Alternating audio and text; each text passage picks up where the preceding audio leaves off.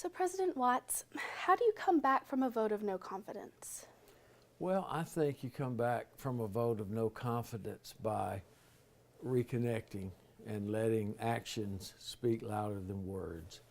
And as I have viewed that process, it saddens me that the students had the feeling of a lack of confidence, and it means a lot to me, and that's very important. And I want to make sure that I restore that as quickly and positively as possible. So how are you planning to restore that communication? Well, you know, as I've met with our constituents over these last 5 or 6 weeks, I've heard very loudly that even though I felt and the leadership felt we weren't communicating effectively enough.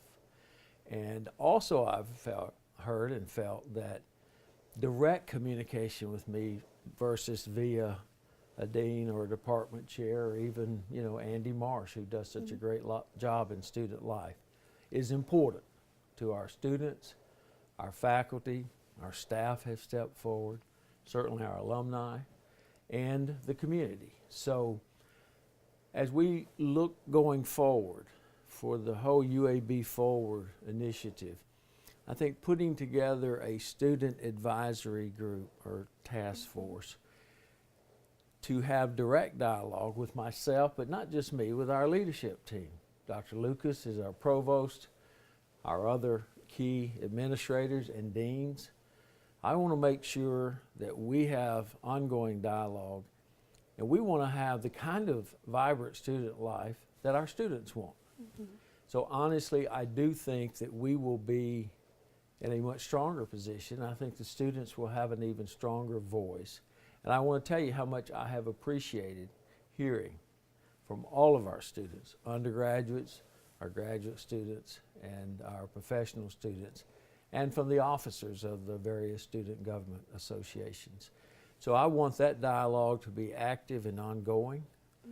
And as we have begun to consider, as Dr. Lucas has begun to consider how she might reorganize the provost office, we both in our entire leadership team felt that we ought to have a very strong voice for the students at our vice president's level. And so she and I are both very supportive of a vice president for students or student affairs who would work directly and closely with me, but also very closely with the provost office. And we work together with all of the folks involved in student life to make sure that we're hearing y'all and y'all have the very best student experience possible. Okay, so to clarify, the USGA resolution called for the Vice President of Student Affairs, and that's what you are considering? It's not going to be the Vice Provost? Well, Dr. Lucas had brought to me a potential reorganization of her office and the possibility of a Vice Provost for Student Affairs along with a Vice Provost for Admissions and Retention. And Dr. Suzanne Austin is our Vice Provost for Academic Affairs. So after hearing from the students and discussions with her, I am very supportive of it being a Vice President instead of a Vice Provost, and so is she. Now this person will need to work very closely with the Provost office, but we're very open to that. Okay, so Kaleidoscope asked the Twitter students of UAB what they wanted to ask you. And student Courtney Campbell wanted to know, why have you made no effort to prioritize communicating with the undergraduate student body when you met with important UAB groups like faculty and the graduate schools prior to the no confidence vote? Well, I met just before classes, because it was the week of finals, just before, with the Student Government Association presidents and leadership. And I met with the faculties over those weeks during the break. And then I actually talked with Andy Marsh, who's helping organize our student advisory group, about meeting with our students this week. Okay. But I think their first meeting is Friday to get organized. So I asked him to get me together with that group next week. And then I want to hear from y'all. What are the best venues for me to have an active one-on-one or group dialogue. Okay. So how will UAB fill the void in student life without football? Well, you know, that's a good question, and I think that what you have to do is look at the whole picture. And each school and college, each unit, like research administration or in information technology and athletics, have been going through a strategic plan. Mm-hmm. And the real quest there is for us to help each unit do the very best they can to be as successful as possible, and to use our resources as wisely as possible, and to really optimize the investments. And what we wanted to do is help all of our athletic teams be competitive in at least the upper half of Conference USA, our conference. Mm-hmm.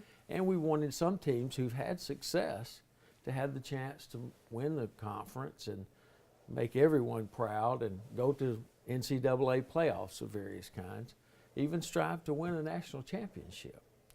So the strategic plan was to really help the comprehensive aspect of athletics, all of our teams. It was only through the planning process and looking at the financial implications and the changes in Division I college sports that it became clear we were going to have to make some financial decisions. So the overall goal is to enhance the athletic experience and give our student athletes a better opportunity to be successful, and to give our student body a better opportunity to be excited and supportive of them. Another question that we had from Twitter from student Ryan Duran, he wants to know how will you ensure transparency in the search for a new athletic director? Well, we have worked very hard over the last weeks listening to our coaches, our athletics department, all of our constituencies, and the athletic director search committee will be actually fairly large to be as inclusive as possible. And all constituents are being represented on that with at least 2 or 3 members, so that we've got a good diverse group.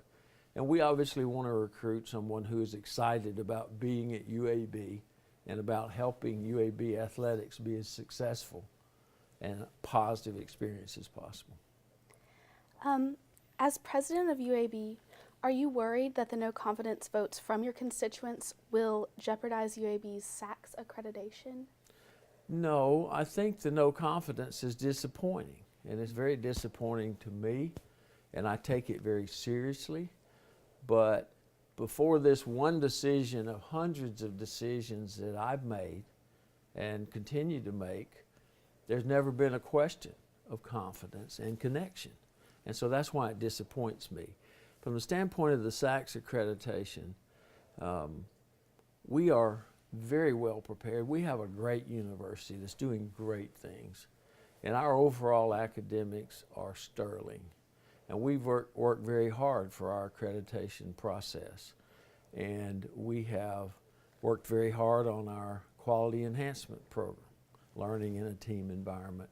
So we feel very good about that. I think the lack of connection will be a discussion, and I want to articulate to them how important it is to me and to all of our leadership team, and we will be sure that we restore that by our actions and by our activities.